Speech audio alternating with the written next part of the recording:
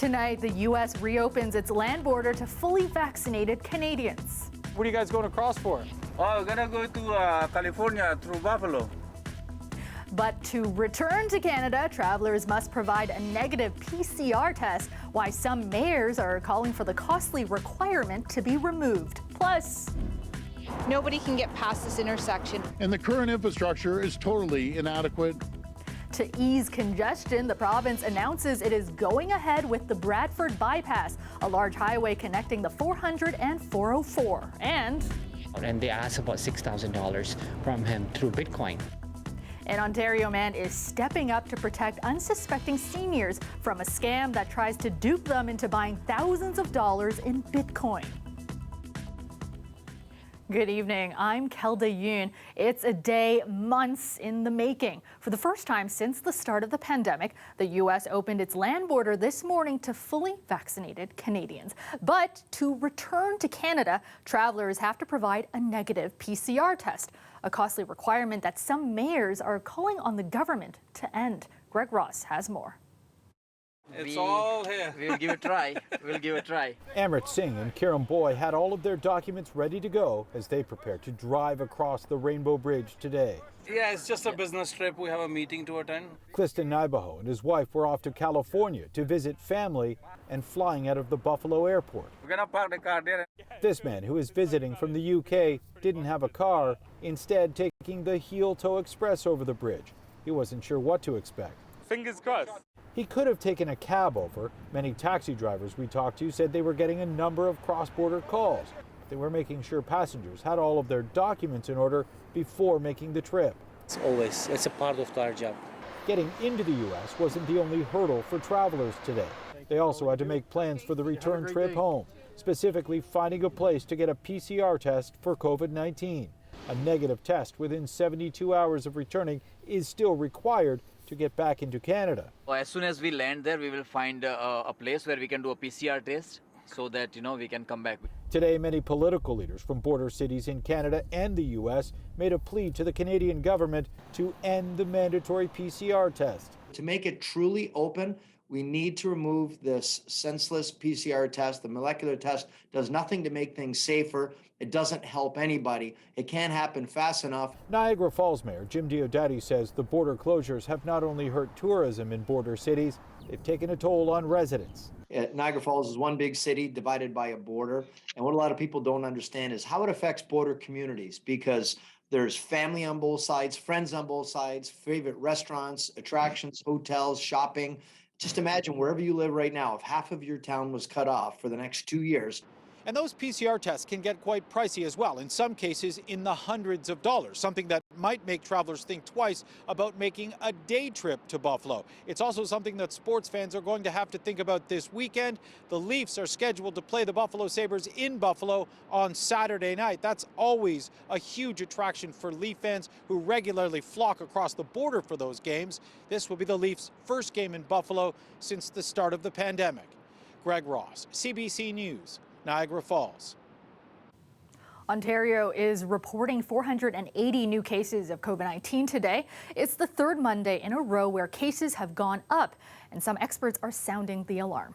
We now have maxed out regarding the protection afforded by the vaccines that we're having, and we now need to go back. How much it gets worse before it gets better is entirely in our hands. 3 weeks ago today, the province lifted capacity limits for venues that require proof of vaccination. In that same time, COVID-19 cases have been on the rise. Dr. Uni says the province will review its lifting of restrictions, adding people may be taking fewer precautions since the changes.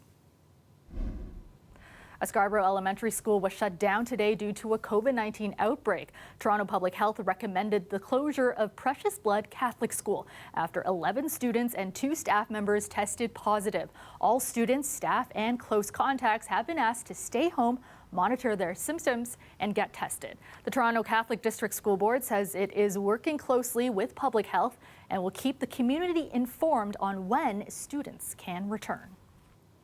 The TTC announced today that the personal information of tens of thousands of current and former employees may have been stolen in a cyber attack late last month.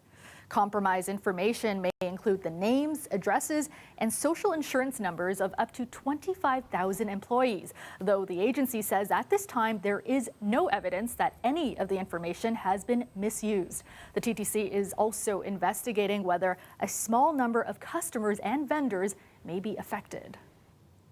Premier Doug Ford reaffirmed his government's commitment today to fully fund the Bradford Bypass, a proposed highway connecting the 400 and the 404. As Lisa Shing reports, it's a project the community is getting behind. This is the only road into Bradford, and it gets congested, especially because farm vehicles share the road. In the morning going out of Bradford or in the evening coming into Bradford, nobody can get past this intersection. The executive director of the Holland Marsh Growers Association says farmers need a new highway to get their goods to market. So they support the Ontario government's promise to pay for the new Bradford bypass, which isn't costed yet. It's a 16-kilometer stretch that will connect Highway 400 and the 404. We're feeding over 55% of Ontario and Canada out of the crops that are coming out of here, and we really need the infrastructure that's coming through. The current infrastructure is totally inadequate. The Premier made the announcement in Bradford today, saying the timing of it isn't related to the looming election. It's absolutely critical we start getting goods from point A to point B in a much faster fashion than what's been going on. So this is the Holland Marsh right here. It's an area of wetlands that's part of the protected greenbelt. Now, environmentalists say the route would cut right through it, and the NDP says Ford is pandering to his donors, but Liberal leader Stephen Del Duca isn't completely opposed to the project. There was a lot more municipal support for the Bradford bypass. No shovel should go on the ground on the Bradford bypass until all of those studies are updated in an open and transparent way. That's exactly what the province says it's doing, considering the last environmental study was done in 1997. Lisa Shing, CBC News, Bradford, Ontario. Reaction also continues to mount over the province's plan to build a second new highway, this one in Brampton. There's a lot of misinformation that this highway will solve congestion, which highways do not solve congestion because of induced demand, which is just economic jargon for the fact that once you provide a service, more people opt to use it, and it cuts through the precious green belt. We have the 407, which is parallel in a lot of ways, and if we want to alleviate congestion, I don't understand why we're not sending trucks there instead of the 401 and the 410. 413 is very important key element for the Peel region. It can be minimum, it can save me 15 to 20 minutes per day each time. Highway 413 would run 59 kilometers across the northwestern GTA, cutting across Milton, Caledon, Brampton, and Vaughan. All three opposition parties are against the project, and environmental groups have been fighting to stop it. But the government says the new roads are key to cutting down on congestion. Meteorologist Colette Kennedy joins us now with a first look at the forecast. And Colette, a beautiful day, and these temperatures, wow, it's like a dose of summer in November. Yeah, it's so incredible, Kelda, and it's kind of, I mean, the only way I could think of that it could have been better is if we'd had this weather on Sunday so that some of us who are back to work could have enjoyed it. But then wait a minute, Sunday was nice too, right? So it's really hard to complain here when we're looking at numbers like this into November. 19 degrees for Toronto and Windsor at 18. A little extra cloud cover kind of just to the east of Oshawa around Cobourg. So you could be on one side of that community and you had sun, and the other side didn't have cloud cover. Some of that extra cloud cover kind of hung in there, and also breeze off the lake, so keeping the temperature down a little bit there in Kingston. But just having a look at what's going on tonight, we're actually seeing some increasing cloudiness here as the system is pushing in. So there'll be some pockets where you have some sun in the morning. You can see those little areas. Those are going to fill in, and also a little patchy fog overnight tonight. So allow some extra time tomorrow if you're experiencing some reduced visibility. And then into the afternoon is when we start to get into a chance of seeing some showers. It looks a little more organized and steady in the evening hours, and then it will pretty rapidly push out. Another one's going to be on that one's heels, and I'll talk about that coming up. But overnight tonight, 7 degrees your low. Still mild tomorrow, Kelda, but not as much sun. 14 for the high. Thanks so much, Colette. Lawyers for a man who pleaded guilty to 4 counts of dangerous driving causing death are continuing their challenge of cannabis-impaired driving laws. Brady Robertson was behind the wheel of the car that slammed into another vehicle in June of 2020, killing a mother and her 3 young daughters. Ellie Chiasson has the latest. The defense summarizes their case this way. Impairment is complex, so much so that even under controlled conditions, there is no reliable way to predict impairment based on a single blood level. They're challenging the law that sets the legal THC limit at 5 nanograms per milliliter of blood, saying that limit is too low, considering people who consume responsibly can walk around with a THC level higher than that in their body without experiencing any signs of impairment. And as we heard in Brady Robertson's impaired driving trial, impairment varies from person to person based on things like tolerance and sensitivity. Quoting one of the toxicologists who testified last week, attorney Melia Quenville says, "If we're just using a single blood THC limit to measure impairment, we might as well flip a coin." The Crown's argument? It isn't up to individual courts to decide whether the legal limit needs to change. Crown prosecutor Patrick Quilty says, quote, "It's Parliament and not the courts that decide what should be criminalized." He argued contrary to what the defense says, setting the limit at 5 nanograms is not arbitrary if it does catch those who are impaired by that concentration of THC in their blood. If this constitutional challenge is successful, this will be precedent-setting, potentially law-changing, and determine how many more years will be tacked on to Robertson's sentence for killing a mother and her 3 daughters in a car crash, for which he was found 8 times the legal limit. Robertson was in court today, listening to the proceedings, which continue tomorrow. Ali Chiasson, CBC News, Brampton. Countless Canadians get fraudulent calls from individuals claiming to work for government agencies all the time. Many people hang up the phone, but not everyone. That includes some seniors who have been duped into buying thousands of dollars in Bitcoin. Dale Molnar introduces us to a gas station owner near Windsor who is taking steps to protect them. Amarjit Singh has had this Bitcoin machine in his Petro-Canada store for the past 3 months. During that time, he has noticed 12 seniors coming in to buy Bitcoin, but only because they thought they had to pay a fine to the RCMP or the Canada Border Services Agency. He intercepted 2 in the last week. The first case was an individual, a senior citizen came in and he was on the phone using this machine and he was talking very loud over his phone and I asked, and at first I thought maybe he was having an argument with somebody. So then he told me that he's been accused of caught in a scam in a local global smuggling ring, and he has RCMP on the phone with him all day long and he's trying to sort his case out, and they asked about $6,000 from him through Bitcoin.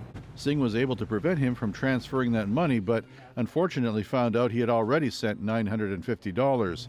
Then this man came in with a similar story. He was told to put the money there and he'll get money back into his regular bank account because his bank account was compromised. That's what he told me. According to the Canadian Anti-Fraud Centre, this is a new variation on a scam. Victims are being contacted by the scammers, posing as Canada Border Services agents, being told that the agency has intercepted a package addressed to the victim and that it contains illegal substances. They may ask for personal information or demand money to be transferred. On a cell phone, it can look legit. When you look at the caller ID, it actually says RCMP on the caller ID. It says Canada Border Agency on the caller ID. In both cases in Bell River, police were notified. The OPP say they are investigating. They say being scammed by Bitcoin is especially bad because it's impossible to trace. Unlike a financial institution that we do know are charter banks, once you send a transfer through a bank, you can reverse those charges if they haven't been processed yet, or you know the end user. A lot of times with these cryptocurrencies, we don't know the end user, and once that transaction is sent, it's unreversible. Police say law enforcement authorities never operate this way. They make arrests in person. Police say if you get a call like this, it's always a scam. You should either hang up or get a phone number to call back and then give that to police. There is a warning label on the Bitcoin machine at Singh's Petro-Canada, and he has also added one of his own to prevent more people from becoming victims. For now, Singh has instructed his staff to be on the lookout for more victims, but he's considering removing the Bitcoin machine altogether. Dale Molnar, CBC News, Bell River. Coming up, the winner of this year's Scotiabank Giller Prize. We'll tell you who went home with the $100,000 award. Plus, Welcome back. The winner of the 2021 Scotiabank Giller Prize was revealed tonight. The $100,000 award, which is given annually to the year's best work of fiction, is the richest award in Canadian literature. The winner of the 2021 Scotiabank Giller Prize is Omar El-Akkad. Omar El-Akkad wins for his novel What Strange Paradise, which tells the story of a global refugee crisis through the eyes of a child. This year's ceremony was co-hosted by poet Rupi Kaur and actor Paul Sun-Hung Lee. And today is Viola Desmond Day. To mark the occasion, a special screening was held downtown for the documentary Subjects of Desire. The film by Canadian filmmaker Jennifer Holness examines beauty standards and the often damaging portrayals of Black women in the media. The film has already received awards at numerous festivals, and tonight audiences got a chance to see it at TIFF Lightbox. Ardell Manukduk spoke to the director. The way I look has helped me in my life. But even my beauty doesn't change that I'm Black. Canadian filmmaker Jennifer Holness's documentary Subjects of Desire examines the cultural shift in beauty standards towards embracing Black aesthetics. When I was growing up, a darker complexion, a bigger booty, full lips were really considered ugly. But in recent years, she's seen those same attributes gain value in society.